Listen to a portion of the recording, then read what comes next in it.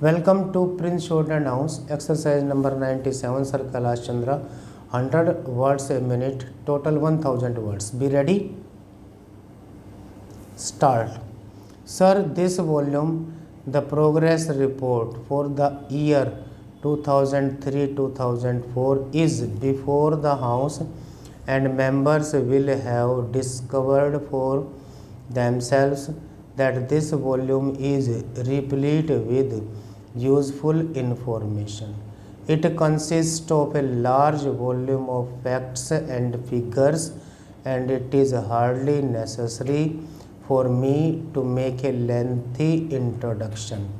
This report is the basis of discussion now. I would make only one request to honorable members. They will have a lot to say about the various aspects of our economic situation and economic progress of the country. We would welcome all that they are entitled to make an appraisal of the activities. Let it be a critical appraisal, and I hope, sir, that it will also be a fair appraisal. In doing so, we will have to think not of today, not of the conditions in which we are functioning, but we have to take our minds back to the days when the idea of a plan took shape, when the proposals that are now before us and the action that has been taken on them was conceived of. What were those conditions? It will be very easy for all of us to recall the days of anxiety through which we were passing then. We were not sure of our food supplies for the next month. We were, as some people said, living from ship to mouth. We had a certain nervousness about our food supply. We had, on account of frantic demands from all parts of the country, to move food from one part to another and rush it to places where stocks were low. We had to import large quantities, spending large amounts of foreign exchange. We had also to give heavy subsidies, and yet people were not satisfied, and they could not be. There were controls and there were difficulties experienced by many people. The quantities consumed then were low relative to what a normal human being must consume. Sir, this was the situation in respect of food and in respect of other consumer goods also.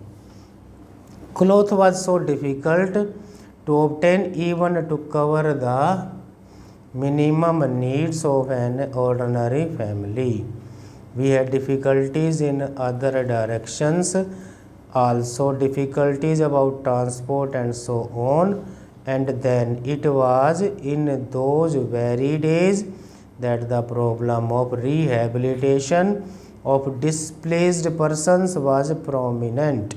We had started tackling it, but we had not completed that yet. Prices were rising, and so many people felt that those high prices an average family could not subsist. There were inflationary pressures, and so anything that we could do to relieve the situation, to increase production, to spend money for making large investments, created those dangers of increasing inflation, of a further rise in prices.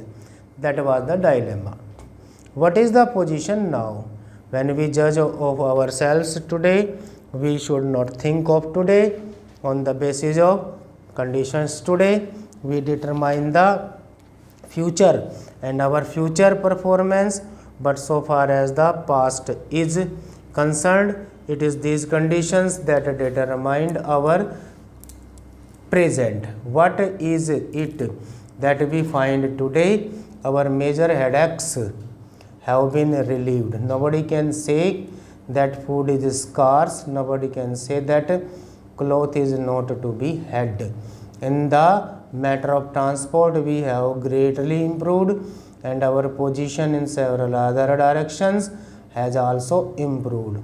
For these things, it is not necessary to give any figures.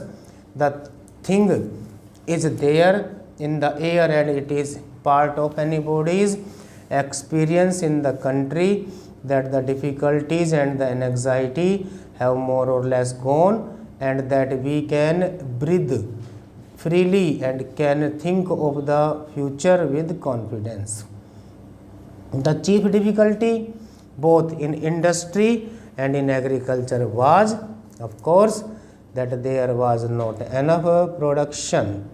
We were faced with the spectacle of high prices and scarcity of food, etc. Also, our industries were not running full capacity. Existing capacity were not being utilized. In the case of several industries, we were using only a part of that capacity. Therefore, agriculture was the key to the whole situation. We must produce more raw materials in order to run our industries well. Sir, this is what we started doing. We came to the conclusion that we must do everything possible in the course of the 5 years that we had before us to bring about an increase in agricultural production to the maximum possible extent.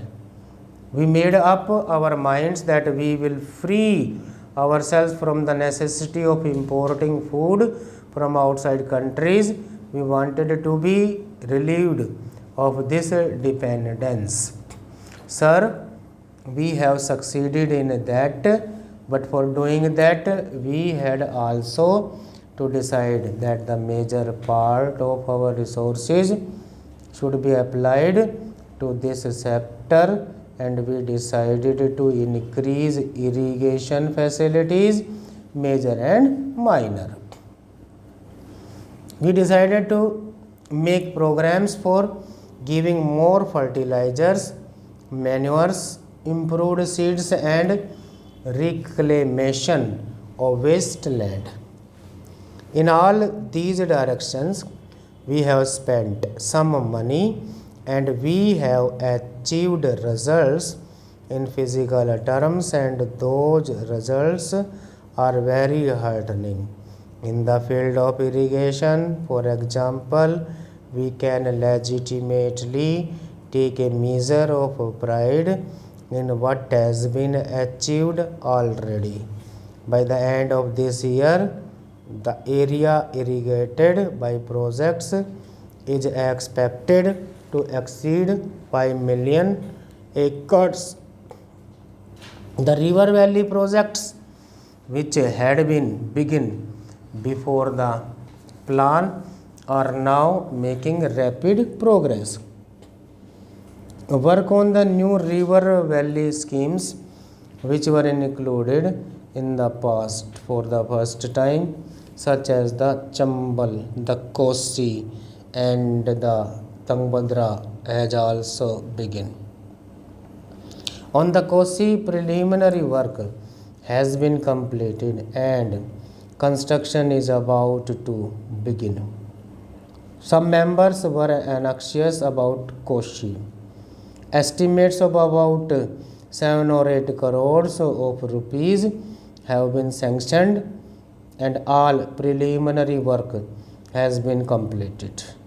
I may tell them that in a few days construction will be taken in hand. At the Kosi project, we also hope to witness the heartening spectacle of large-scale public participation. Stop.